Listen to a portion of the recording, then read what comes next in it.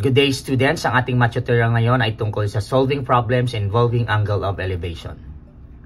Example, the line of sight from a small boat to the light at the top of the lighthouse is 60 feet, makes a 25 degrees angle with the water. Find the height of the lighthouse. So kung ilalagay natin siya into drawing, ito ang kalalabasan. So mayroong lighthouse at mayroong boat. Let us connect the lighthouse and the small boat so we can create a right triangle. And according po sa ating problem, the line of sight from a small boat to the light at the top of the lighthouse is 60 feet. Ibig sabihin, itong naka-slanting line, tinatawag nating line of sight, ay 60 feet. Then, it makes a 25 degrees angle with the water. Ibig sabihin, ang angle na may measure ay manggagaling dito sa small boat. Okay? Then, find the height of the lighthouse. So, ang hanapin natin ngayong sukat ay yung taas ng lighthouse.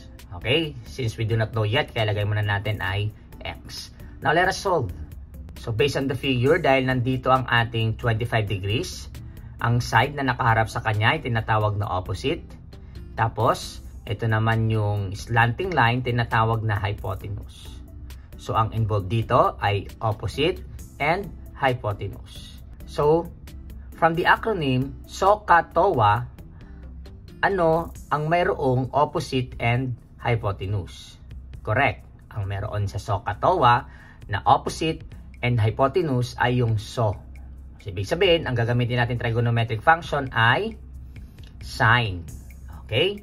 Sine theta equals opposite over hypotenuse. So, meron tayong measure ng theta and that is 25. Tapos, ang measure naman ng opposite, since we do not know yet, kaya lagay muna natin x. Tapos, ang measure ng hypotenuse ay 60. Then, gamit tayo ng cross multiplication. We're going to multiply sine 25 times 60, sa kabila naman ay x times 1. And now, imumultiply natin ang sine 25 sa 60. Gagamit tayo ng scientific calculator. So, type natin sine. Then, we have 25. Close natin. Times 60. Close natin ulit. So, ang sagot ay 25.36 rounded off to the nearest hundreds. Okay? So, ibig sabihin, ang value ng x ay approximately 25.36 feet. So, the height of the lighthouse is 25.36 feet. Ngayon, para malaman kung may naintindihan kayo sa lesson na ito, meron ako ditong isa pang example na inyong sasagutan. Okay?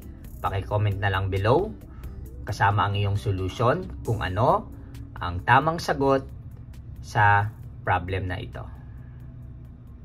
At dyan nagtatapos ang ating math tutorial. Follow for more. Goodbye!